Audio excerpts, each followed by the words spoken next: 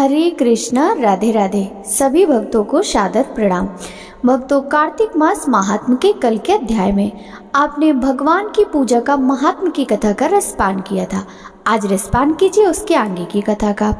अब तक की कथाओं को भक्ति पूर्वक सुनने के बाद महाराज पृथु ने नारद जी से निवेदन किया, हे देवर्षि, आप तो सर्वज्ञाता हैं और मैं ज्ञानी।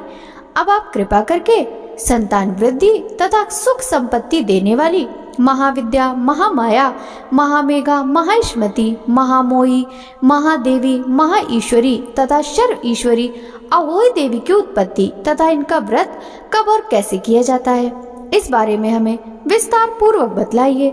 महाराज पृथु द्वारा इस प्रकार प्रार्थना किए जाने पर नारद जी एक प्राचीन कथा सुनाते हुए बोले, हे राजन, एक समय कली काल में बड़ा भारी दुर्भिक्ष पड़ा।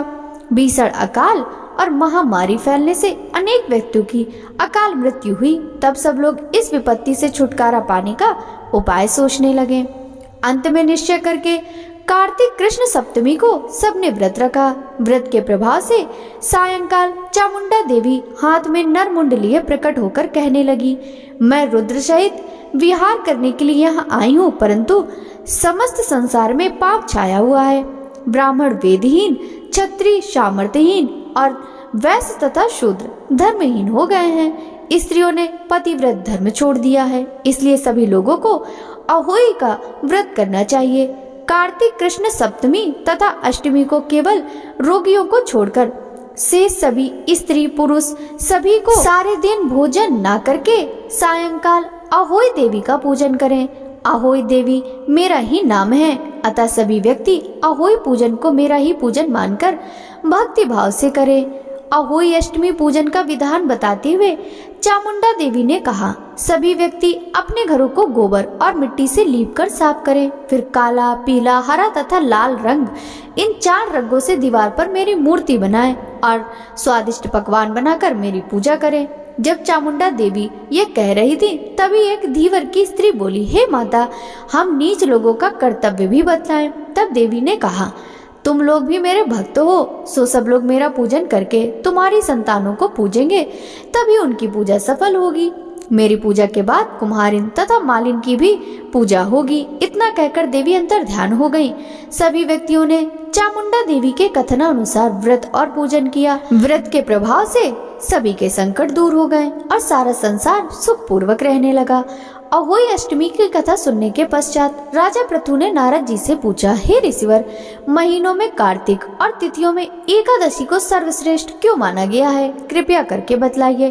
तब नारद जी ने कहा, हे राजन, एक बार यही प्रश्न सत्यभामा जी ने भगवान कृष्ण से पूछा था। भगवान श्री कृष्ण ने जो उत्तर सत्यभामा को दिया वही मैं तुमसे कहता हूँ, ध्यान पूर्वक सुनो। एक समय सत्यभामा जी ने श्री कृष्ण जी से पूछा, हे प्राणनाथ, जब सभी मास और तिथियां बराबर हैं, तब कार्तिक मास और एकादशी तिथि क्यों सर्वोत्तम मानी गई है? तब श्री कृष्ण जी ने कहा, हे प्रिय, शंख नामक एक दैत्य समुद्र का पुत्र था। वह दैत्य इतना बलवान था कि उसने इंद्र आदि देवताओं को स्वर्ग से निकालकर उनका स्थान स्वयं ले लिया था। सब देवता उससे भयभीत होकर अपने बाल बच्चों सहित पर्वतों की कंदराओं में चले गए। वह दैत्य सोचने लगा कि मैंने देवताओं का स्थान तो ले लिया, लेकिन वो जीते नहीं गए। ऐसा प्रतीत होता है कि देवता वेद मंत्रों से बलशाली हैं, इतियो मुझे मंत्रों सहित वेदों का हरण कर लेना चाहिए। जब उसने ऐसा विचार किया तो वेद डर के मारे समुद्र में जाकर छिप गए। ब्रह्मा आदि सब देवताओं ने संसार को वेद विहीन देखा तो सभी देवी देवता भगवान विष्णु की शरण में गए। शेष सैया पर भगवान को निद्रा मग्न देखकर सभी देवता उन्हें जगाने के लिए स्तुतियां, भजन, कीर्तन और गायन वादन आदि क्रियाएं करने लगे। भगवान श्री विष्णु के जाग जाने पर सभी देवताओं ने आवाहन, आसन, पांग, अर्घ्य, आचमन, स्नान, वस्त्र, यज्ञोपवीत, चंदन, पुष्प, धूप, दीप, नैवेद्य, तांबुल, प्रदक्षिणा तथा नमस्कार द्वारा भगवान विष्णु का पूजन किया। तब विष्णु भगवान प्रसन्न होकर देवताओं से कहने लगे, हे देवताओं, मैं तुमसे प्रसन्न हूँ। अतएव शंख आदि दैत्यों को मारकर मैं 4 वेदों को शीघ्र ही ले आऊंगा। परंतु आज से वेद बीज मंत्रों सहित कार्तिक मास में जल में निवास करेंगे। इत्योग कार्तिक के महीने में जो कोई जल में स्नान करेगा उसको यज्ञ करने के समान फल प्राप्त होगा और उसके समस्त विघ्न दूर हो जाएंगे। हे देवताओं, आज एकादशी के दिन आप सबने मुझे चकाया है, इसलिए जब सब तिथियों में एकादशी की मान्यता अधिक होगी। वस्तुतः कार्तिक तथा एकादशी का व्रत मुझे अत्यंत प्रिय है। आगे की कथा सुनाते हुए नारद जी ने कहा, हे राजन, इतना कहकर भगवान मत्स्य रूप धारण करके विंध्याचल में निवास कर रहे महर्षि कश्यप जी की अंजलि में आ गए। कश्यप जी ने उनको कमंडल में डाल दिया। जब कमंडल भर गया तो मत्स्य रूपधारी भगवान कहने लगे कि हमें कोई बड़ा स्थान दो। तब कश्यप जी ने घड़ा दिया, घड़ा भी भर गया। तब उन्होंने कुएं में छोड़ दिया, परंतु भगवान मत्स्य रूप में तेजी से बढ़ने लगे। अतः कश्यप जी ने उनको समुद्र में डाल दिया। भगवान ने एक अत्यंत विशाल मछली का रूप धारण करके दैत्यराज शंख को मार दिया। शंखासुर को मारने के पश्चात भगवान मत्स्य रूप त्याग कर विश्राम हेतु बद्री नारायण चले गए। बद्री नारायण में भगवान ने देवताओं से कहा, हमने शंखासुर को मार दिया है, अतः ऋषि और मुनि जाकर समुद्र के अंदर से वेदों को ढूंढ लाएं। तब तक देवताओं सहित प्रयाग में मेरा निवास रहेगा। तब ऋषियों ने अपने तपोबल द्वारा समुद्र में से वेदों के 6 अंगों छंद, व्याकरण, कोश, वैदक, ज्योतिष तथा स्मृति को ढूंढ निकाला, जिससे वेद का जो भी भाग ऋषि को मिला तब से वही भाग उसी ऋषि का माना जाता है। इसके बाद समस्त ऋषि ब्रह्मादि देवताओं सहित प्रयाग आए और उन्होंने वहां अश्वमेध यज्ञ किया। इसीलिए प्रयाग को तीर्थों का राजा कहा जाता है। प्रयागराज में स्नान, दान तथा यज्ञादि करने वालों के जन्म जन्मांतर के पाप समूल नाश हो जाते हैं और वे मोक्ष के अधिकारी बन जाते हैं, इसमें संदेह नहीं है। भक्तों, कार्तिक मास महात्म का 12वां अध्याय समाप्त हुआ। अब रसपान कीजिए श्री तुलसी चालीसा पाठ और श्री तुलसी माता की आरती का। श्री तुलसी चालीसा। जय जय तुलसी भगवती सत्यवती सुखिदानी, नमो नमो हरि प्रेयसी श्री वृंदा गुण खानी। श्री हरि शीस बिरजनी देहु अमर वर अम्ब, जनहित हे वृंदावनी अब ना करहूँ विलम्ब। धन्य धन्य श्री तुलसी माता, महिमा अगम सदा श्रुति गाता। हरि के प्राणहु से तुम प्यारी, हरहि हेतु कीन्हो तप भारी। जब प्रसन्न है दर्शन दीन्हो, तब कर जोरी विनय उष कीन्हो। हे भगवंत कंत मम हो, दीने जानी जनि छाड़हु हो। सुनी लक्ष्मी तुलसी की बानी, दीन हो श्राप कद पर आनी। उस अयोग्य वर मांगन हारी, हो विटप तुम जड़ तनु धारी। सुनी तुलसी ही श्रव्यत ही ठामा, करहु वास तुहु नीचन धामा। दियो वचन हरि तब तत काला, सुनहु सुमुखी जनि होहु बिहाला। समय पाई व्यों रौ पाती तोरा, पूजहु आस वचन सत्य मोरा। तब गोकुल मह गोप सुदामा, तासु भई तुलसी तू बामा। कृष्ण रास लीला के माही, राधे शक्यो प्रेम लखी नाही। दियो श्राप तुलसी तत्काला, नर लोकहि तुम जन्महु बाला। यो गोप वह दानव राजा, शंख चूड़ नामक सिर ताजा।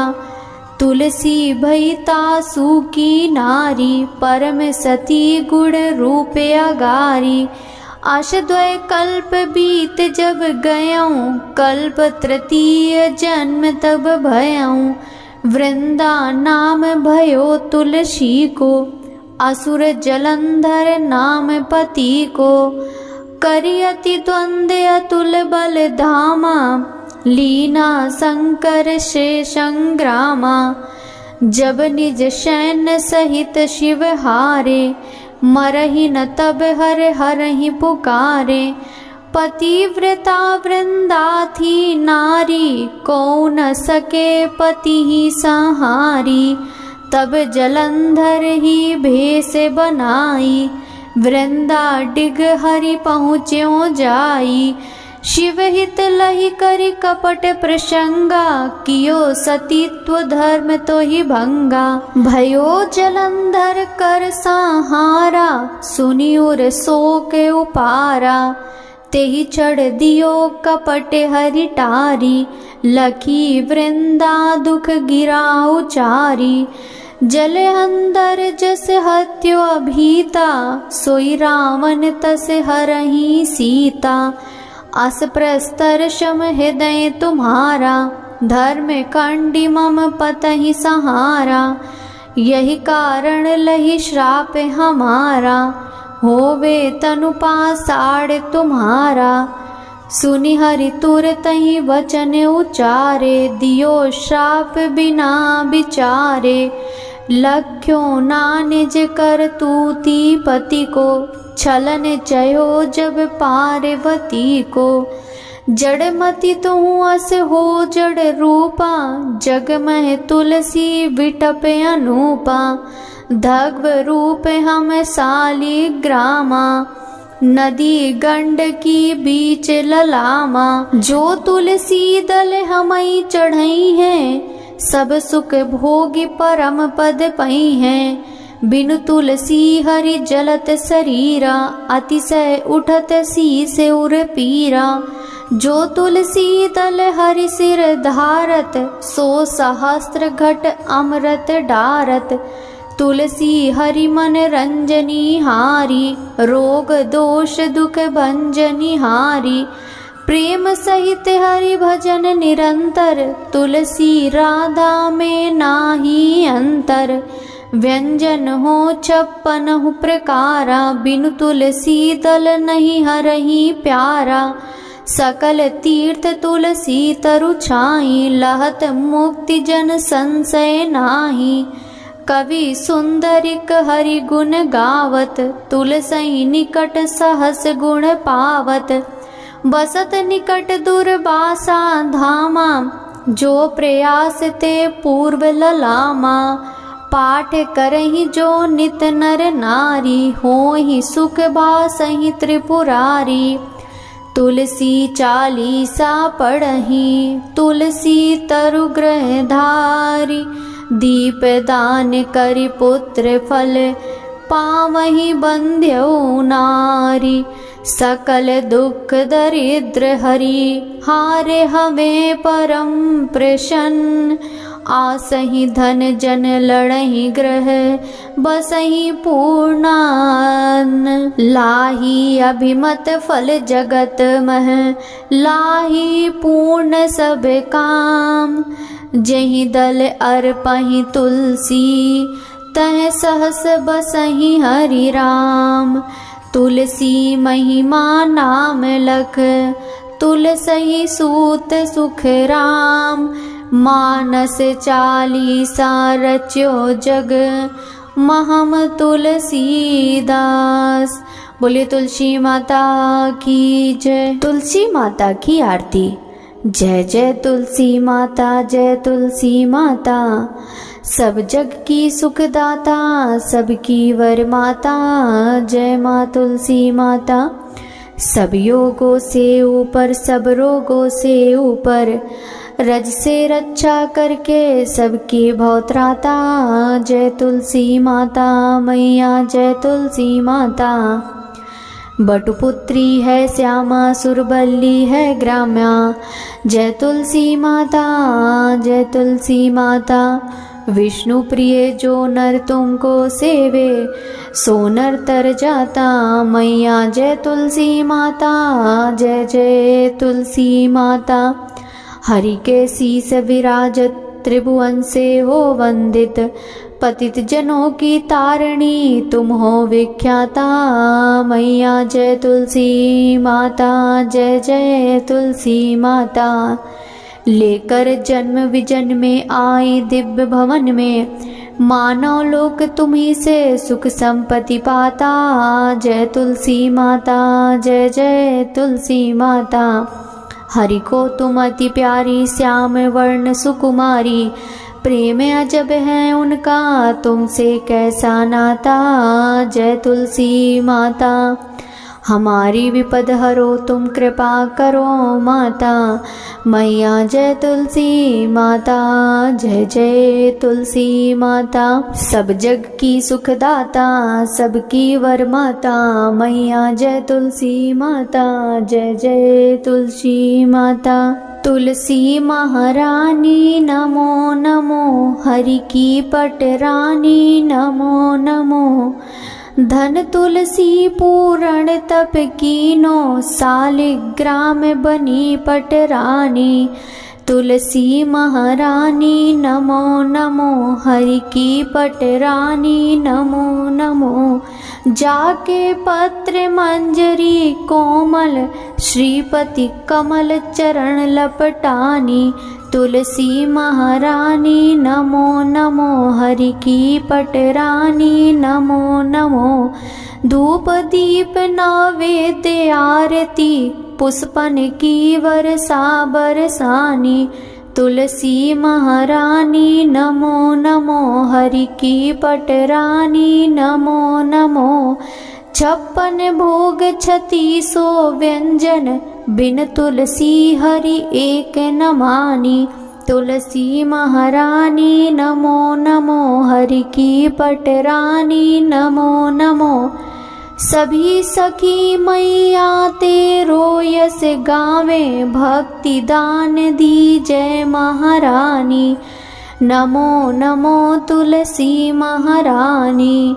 तुलसी महारानी नमो नमो, तुलसी महारानी नमो नमो। हरि की पटरानी नमो नमो। तुलसी माता की जय।